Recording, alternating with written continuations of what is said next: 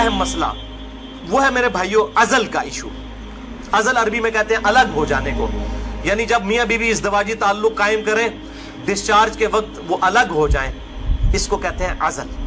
اس میں کوئی شک نہیں ہے کہ مفلسی کے ڈر سے فیملی پلاننگ کرنا اسلام میں قرآن حکیم کی آیات کی روشنی میں اس کی کوئی گنجائش موجود نہیں، قطعاً حرام ہے. لیکن اگر عورت کی صحت کا ایشو ہو یا اولاد کی تربیت کے پوائنٹ آف ویو سے کسی کے لیے کوئی ریسٹرکشن ہو، وہ معاملہ الگ ہے، اس کے اوپر وہ والا فتویٰ نہیں لگے گا. اور اس کے ثبوت میں 3 حدیثیں پیش کروں گا، تینوں صحیح بخاری اور صحیح مسلم سے. لیکن اس میں یاد رکھیں کہ جو عورتیں اپنی یوٹرس نکلوا دیتی ہیں، اگر کوئی بیماری یا کینسر والا ایشو نہ ہو، وہ الگ بات ہے کہ جی تاکہ جی ہمیشہ کے لیے معاملہ اسٹیبلش ہو جائے، یہ قطعاً حرام ہے اور بدعت کبریٰ ہے. یہ اللہ کی شریعت کو بدلنا ہے، اللہ کی تخلیق کو بدلنا ہے. سورۃ النساء نمبر 119 کے تحت یہ قطعاً حرام اور شیطانی فعل ہے. کوئی مرد جو ہے اپنے آپ کو خصی کروا لے، یا کوئی عورت اپنی یوٹرس اور ہم جو ہے وہ حمل کا جو ذریعہ ہے اس کا رحم اس کو نکلوا دے. البتہ عزل جو ہے اس کی اجازت ہے. اس کانٹیکسٹ میں 3 حدیثیں ہیں، تینوں بخاری اور مسلم سے. پہلی حدیث صحیح بخاری میں 5208، مسلم میں 3561 اور مشکات میں 3184 ہے کہ جابر بن عبداللہ کہتے ہیں رضی اللہ تعالیٰ عنہ کہ قرآن حکیم نازل ہو رہا تھا اور ہم اپنی بیویوں کے ساتھ عزل کیا کرتے تھے.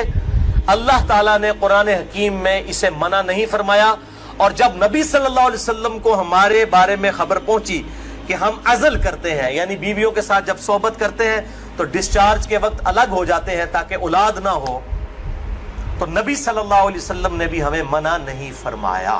نبی پہ تو واجب ہوتا ہے منع کرنا. اور یہ جابر بن عبداللہ وہ ہیں جو 74 ہجری میں فوت ہوئے ہیں.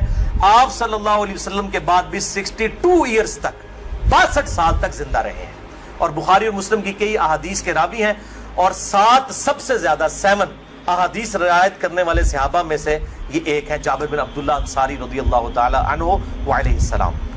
تو وہ کلیئر کٹ کہہ رہے ہیں نہ قرآن میں اس کی حرمت آئی، نہ نبی صلی اللہ علیہ وسلم نے ہمیں عزل کرنے سے منع کیا. دوسری حدیث بھی بخاری اور مسلم کی متفق علیہ حدیث ہے. بخاری میں 4138، مسلم میں 3544، مشکات میں بھی موجود ہے 3186 کہ صحابہ کہتے ہیں کہ ہم اپنی لونڈیوں کے ساتھ صحبت کیا کرتے تھے اور پھر ہم عزل کر لیا کرتے تھے. تو ہم نے نبی صلی اللہ علیہ وسلم سے عرض کیا کہ ہم اس طریقے سے عزل کرتے ہیں، الگ ہو جاتے ہیں، ہم نہیں چاہتے کہ ہماری لونڈیوں سے اولاد ہو. تو آپ صلی اللہ علیہ وسلم نے فرمایا کہ کیا حرج ہے کہ اگر تم اپنی بیویوں کے ساتھ عزل نہ کرو، کیونکہ جس جان نے دنیا میں آنا ہے قیامت تک کے لیے وہ تو آ کر رہے گی. لیکن آپ نے منع نہیں فرمایا، آپ نے فرمایا جتنے مرضی ہیلے بازی کر لو، جتنے معاملات مرضی کر لو، جس جان نے دنیا میں آنا ہے اس نے آنا ہے.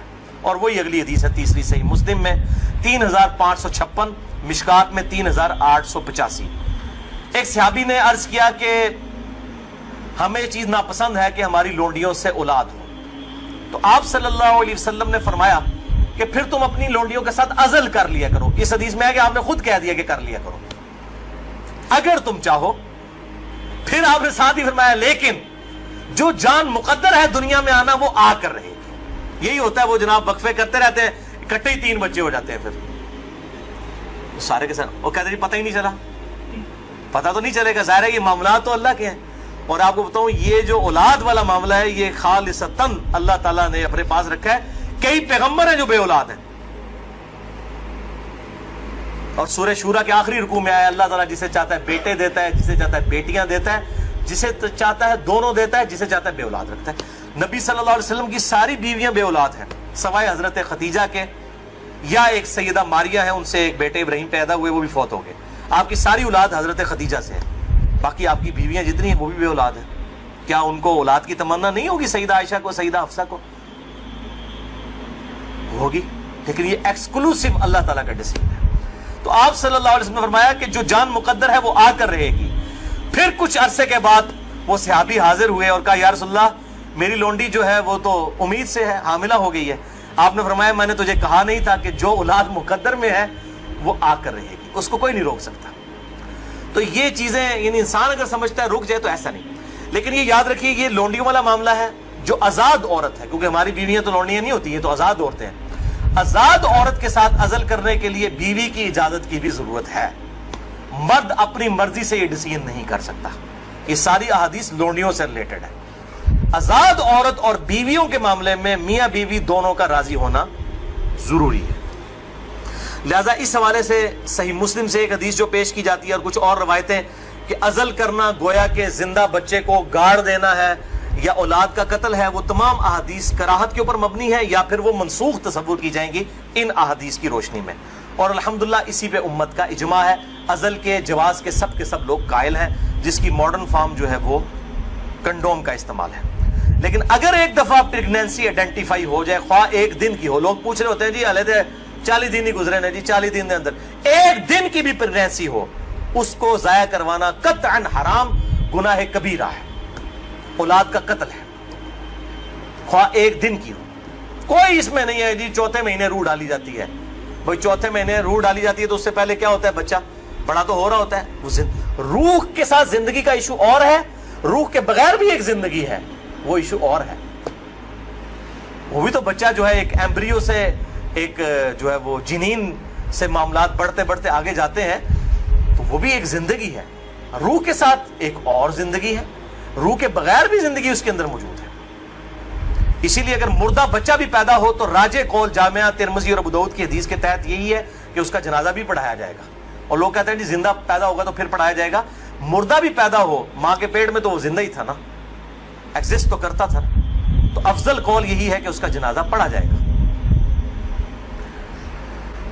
تو یہ میرے بھائیوں کچھ اس حوالے سے چیزیں تھیں جو میں نے بیان کر دی. البتہ اگر کسی عورت کی زندگی موت کی کشمکش بن جائے, اس صورت میں اگر وہ پریگنینسی کا بھی ضائع کروا دیتی ہے پھر اس پہ شرعی گرفت نہیں, لیکن زندگی موت کی کشمکش اس سے کم پہ نہیں. صحت کا معاملہ نہیں, بیوی کمزور ہے, یہ معاملہ نہیں, واقعی زندگی موت کی کشمکش بن جائے تو پھر وہ اسی طریقے سے جو سورۃ النحل کے اندر آیا کہ اس وقت تو اگر کوئی کلمہ کفر بھی کہہ دے اور دل میں ایمان ہو تو اللہ تعالیٰ گرفت نہیں فرمائے گا. اور اس حوالے سے ہمارے پڑوسی ملک انڈیا کے اندر آج سے کئی سال پہلے, تقریباً 15 سال پہلے کی رپورٹ ہے کہ روزانہ 3000 بچیاں ماں کے پیٹ کے اندر ہی پریگنینسی ان کی ضائع کر دی جاتی ہے جب یہ پتا چلتا ہے کہ یہ بچیاں ہیں. یعنی قرآن اگر کہتا ہے نا بچیوں کو دفن کرنا یہ گناہ کبیرہ ہے, تو یہ گناہ آج تک چل رہا ہے. بیسک ہیومن انسٹنکٹ تو بدلی نہیں ہے نا. 3000. اسی وجہ سے انڈیا میں مردوں کی تعداد عورتوں سے زیادہ ہے. ویسے آپ حیران کن بات آپ کو بتاؤں, اس سال پاکستان کی رپورٹ بھی آئی ہے. پہلے پاکستان میں 52% عورتیں تھیں اور 48% مرد تھے, لیکن اب مردوں کی پرسنٹیج عورتوں سے پاکستان میں بھی بڑھ گئی ہے. اور اس کی مین ریزن ہی یہی ہے. یہ بہت بڑا گناہ ہے اور اللہ تعالیٰ پالنے والا ہے. 1901 کے اندر, یعنی جب 20ویں صدی کا آغاز ہوا, 1 ارب آبادی تھی. پھر اللہ تعالیٰ نے سائنس کی ترقی کرائی, انسان نے بیماریوں کا کنٹرول اس فزیکل فینومینا آف نیچر سے سیکھ لیا. اور اس وقت 1901 میں کہا جاتا تھا کہ 2001 کے اندر اگر دنیا کی آبادی ڈبل ہو گئی نا تو روٹی نہیں کوئی کسی کو ملے گی. اس وقت 1 ارب تھی 100 سال پہلے, یا آج سے 116 سال پہلے. تو 100 سال کے بعد 2 ارب آبادی نہیں ہوئی ہے, 3 ارب بھی نہیں ہوئی, 4 ارب بھی نہیں ہوئی, 5 ارب بھی نہیں, 6 ارب بھی نہیں, 7 ارب آبادی ہو چکی ہے. لیکن زمین نے اپنے خزانے اگل دیے. آپ جدھر جائیں, میں قسم سے منڈی سے گزرتا ہوں, اتنا فروٹ ہے ختم نہیں ہوتا. اس وقت موچی جوتیاں بناتے تھے, آج چائنا نے مشینوں کے اوپر اتنی جوتیاں بنا دی ہیں کہ دنیا میں 6 ارب انسان, اگر ہر انسان 10 جوڑے بھی خرید لینا وہ ختم نہیں ہوتے. تو سائنس نے ترقی کی ہے. جس زمین سے 40 من گندم نکلتی تھی آج 400 من نکل رہی ہے, 10 گنا زیادہ. امریکہ لاکھوں ٹن گندم ہر سال پیسیفک اوشن میں, بحر الکاہل میں ضائع کر دیتا ہے. ایکسیسو پیدا ہوتی ہے. انٹرنیشنل مارکیٹ میں گندم کی پرائس کو کنٹرول کرنے کے لیے لاکھوں ٹن گندم ضائع کی جاتی ہے.